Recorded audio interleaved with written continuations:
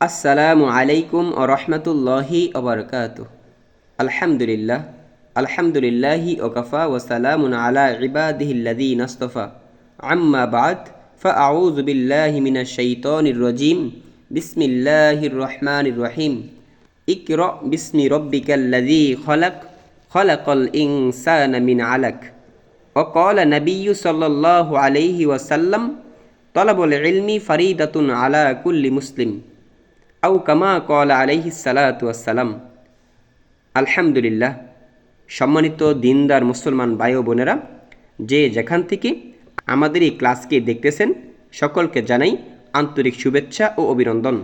সম্মানিত বন্ধুগণ, প্রত্যেক মুসলমান আন্তরিকভাবে বিশ্বাস করি যে মহাগ্রন্থ আল কোরআন আল্লাহ তাআলার কিতাব এবং এই কিতাবের মাধ্যমেই আল্লাহ তাআলা দুনিয়া ও আখিরাতের কল্যাণ রাখিয়াছেন।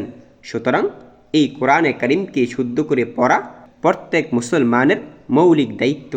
সম্মানিত বন্ধুগণ, কোরআনে কারিম আরবি ভাষায় হওয়ার কারণে বাংলাদেশি মানুষের কাছে কঠিন মনে হয়, কিন্তু আল্লাহ তাআলা কোরআনে কারিমের মধ্যে বলেন, ওয়ালাকাদ ইয়াসসারনাল কুরআনা লিযিকর, যে আল্লাহ তাআলা কোরআনে কারিমকে সহজভাবে প্রেরণ করেছেন। সম্মানিত বন্ধুগণ, আমাদের অবহেলার কারণে আমরা কোরআনে কারিম এখন পর্যন্ত শিখতে পারিনি। সম্মানিত বন্ধুগণ, এজন্য মক্তবগড়ের পক্ষ থেকে দীর্ঘ চেষ্টায় আপনাদের খেদমতে কোরআনে কারিমকে খুবই সহজভাবে 10 দিনের বিনিময়ে আল কোরআনকে শেখার চেষ্টা করব ইনশাআল্লাহ। সম্মানিত বন্ধুগণ, কথা না বাড়িয়ে আজকের প্রথম ক্লাস আমরা শুরু করব ইনশাআল্লাহ। এক নজরে আমাদের ক্লাস। কোরআনে কারিম শেখার জন্য সমস্ত নিয়ম, সমস্ত কায়দাকে আমরা 4 ভাগে নিয়ে এসেছি। এজন্য আমরা এই 4 ভাগেই আল কোরআনকে শিখব ইনশাআল্লাহ। 1 নম্বর প্রকার হচ্ছে মাখরাজ ও হরফের পরিচয়। 2 নম্বর হরকত ও তানবিন। 3 নম্বর জজম অথবা সাকিন ও তাশদীদ। 4 নম্বরে মদ ও গুন্নাহ। সম্মানিত বন্ধুগণ, আজকে আমাদের প্রথম ক্লাসে আমরা শিখব, আমরা পরিচিত হব আরবি 29টি বর্ণের সাথে। এজন্য সকলেই আমার সাথে গভীর মনোযোগ সহকারে পড়বেন ইনশাআল্লাহ। আউযু বিল্লাহি মিনাশ শাইতানির রাজীম। বিসমিল্লাহির রহমানির রহিম। রব্বি ইয়াসসির ওয়ালা তুআসসির ওয়াতাম্মিম আলাইনা বিল খায়র। আলিফ, বা, তা, সা, জিম, হা, খ, দাল, রাল, র, জা, সিন, শিন, সদ, দদ, ত, জ, আইন, গইন, ফা, উফ, কাফ, লাম, মিম, নুন, ওয়াও, হা, হামজা, ইয়া, ইয়া। সম্মানিত বন্ধুগণ, আমরা প্রথমে আরবি 29টি হরফকে শুদ্ধভাবে পড়ার চেষ্টা করেছি। এখন আমরা এই আরবি 29টি হরফের সাথে ভালোভাবে পরিচিত হব ইনশাআল্লাহ। আলিফ। আলিফটি হচ্ছে বরাবর একটি রেখা থাকবে, এই রেখার নামই কি? আলিফ। এই আলিফকে চেনার জন্য সবচেয়ে সহজ পদ্ধতি হলো আলিফ কখনো তার বামে লাগানো থাকবে না। আলিফ কখনো তার বাম দিকে লাগানো থাকবে না। যদি লাগানো থাকে তাহলে মনে করতে হবে এটা আলিফ নয়, বরং এটি অন্য কোনো হরফ। যদি তার ডান দিকে লাগানো থাকে তাহলে সে অবশ্যই কি আলিফ হবে। এজন্য এখানে খেয়াল করুন, আলিফ কখনো বাম দিকে লাগানো থাকে না। যদি লাগানো থাকে তাহলে সে আলিফ নয়, অন্য কোনো হরফ। যদি ডান দিকে লাগানো থাকে তাহলে সে আলিফ। সম্মানিত বন্ধুগণ, এই জন্য আলিফকে চেনার জন্য আলাদা কোনো নিয়মের দিকে লক্ষ্য করতে হবে না, শুধু খেয়াল রাখবো আলিফ কখনো তার বামে লাগানো থাকে না। বা, তা, সা। সম্মানিত বন্ধুগণ, বা, তা, সা, এই বা, তা, সা দেখতে এক রকম, শুধু পার্থক্য করা হয়েছে নক্তা দিয়ে। খেয়াল করুন, বা দেখতে যেরকম, তা দেখতে, সা দেখতে একই রকম, কিন্তু পার্থক্য করা হয়েছে নক্তার মাধ্যমে। নক্তা কাকে বলা হয়? যে হরফের নিচে অথবা উপরে ফোঁটা থাকে, এটা কি নক্তা বলা হয়। এজন্য এই নক্তা দিয়েই এই তিনটি হরফের পার্থক্য করা হয়েছে। তাহলে আমরা বা শিখব, বা এর নিচে একটি নক্তা থাকলে সে কি? বা। সম্মানিত বন্ধুগণ, এখন খেয়াল করুন, তা উপরে দুই নক্তাওয়ালা হরফ তিনটি, একটি হচ্ছে তা, কফ এবং ইয়া। যদি উপরে দুইটি নক্তা থাকে তাহলে অবশ্যই সে তা নয়তো কফ। যদি মাথা গোল থাকে, দুটি নক্তা থাকে, তাহলে সে কফ। আর যদি উপরে দুটি নক্তা মাথা গোল নয় তাহলে সে তা। এবং যদি মাথা গোল থাকে, উপরে দুটি নক্তাও থাকে, সেটা কি? কফ। নিচে দুই নক্তা আছে এমন হরফ শুধু একটি, এটা হচ্ছে ইয়া। যদি নিচে দুইটা নক্তা দেখি তাহলে নিঃসন্দেহে সে কি? ইয়া। কারণ ইয়া ব্যতীত আর কোনো হরফ এমন নেই যার নিচে দুটি নক্তা আছে। তাহলে আমরা বুঝতে পেরেছি, যদি নিচে দুই নক্তা থাকে সে নিঃসন্দেহে কি? ইয়া। যদি উপরে দুই নক্তা থাকে তাহলে আমাদের বুঝতে হবে সে হয়তো তা নয়তো কফ। এখন কফ হতে হলে তার মাথা গোল হতে হবে, আর যদি মাথা গোল না থাকে সে নিঃসন্দেহে তা। বা, তা, সা দেখতে একই রকম, পার্থক্য করা হয়েছে নক্তা দিয়ে। এখন আমরা শিখেছি তা, কফ এবং ইয়া। তা, কফ, ইয়া আমাদের শিখা হয়ে গেছে, কারণ আমরা খুব সহজে বুঝতে পেরেছি যদি উপরে দুই নক্তা থাকে তাহলে সে নিঃসন্দেহে তা অথবা কফ। কফ হবে মাথা গোল হলে, আর মাথা গোল না হলে কি? সে তা থাকবে। এজন্য সামনে খেয়াল করুন, সা এটা পাতলা হবে। সা কি? পাতলা হরফ। এজন্য সা উচ্চারণ করার সময় আমার জিহ্বার আগা দিয়ে উচ্চারণ করতে হবে।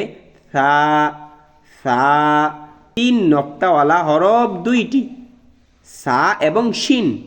সা এবং সিন ব্যতীত আর কোনো হরফ নেই যে তিন নক্তাওয়ালা।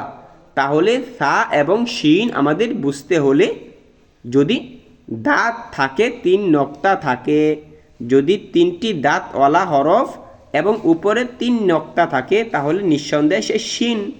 আর যদি দাঁত না থাকে এবং উপরে তিনটি নক্তা থাকে তাহলে নিঃসন্দেহে সে সা। আমি মনে করি আপনারা সা এবং শিনও শিখে ফেলেছেন।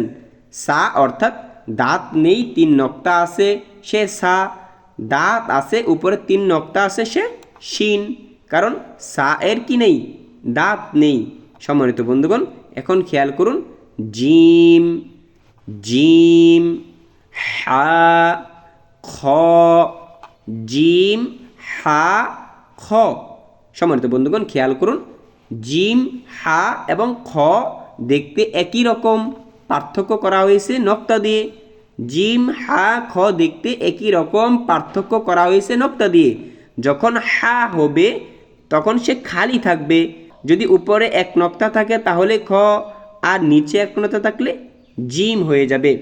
এজন্য জিম, হা, খ আমাদের চিনার জন্য সর্বপ্রথম চিনতে হবে আমাদের হাকে।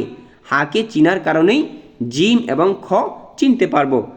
একটা মানুষকে আমরা মাথা দেখলে চিনতে পারি, সে আব্দুর রহমান, সে আব্দুর রহিম, সে আব্দুল করিম।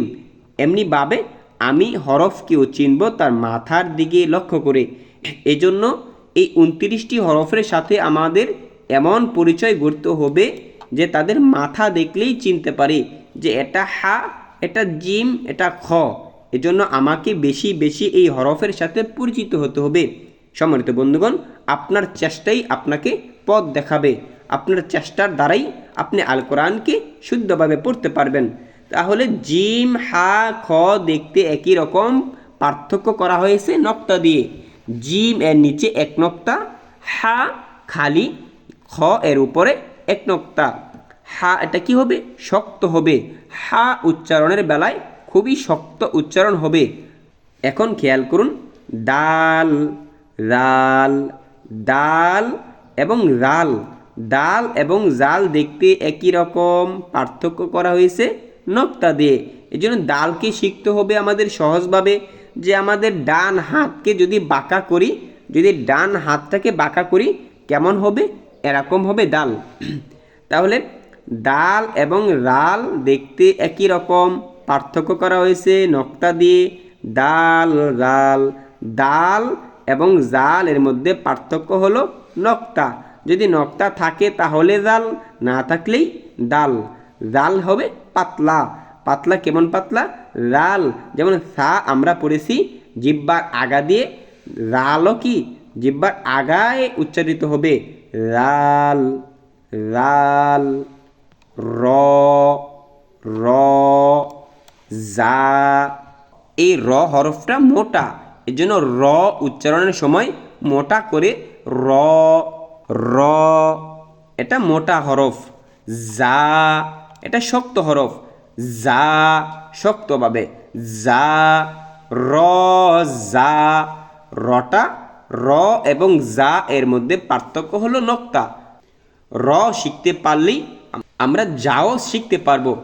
র খালি, জা এর উপরে এক নক্তা। সিন, শিন, সিন, শিন। আমরা শিন শিখেছি, উপরে 3 নক্তা, দাঁত থাকবে 3 নক্তা থাকবে, তাহলে সে শিন।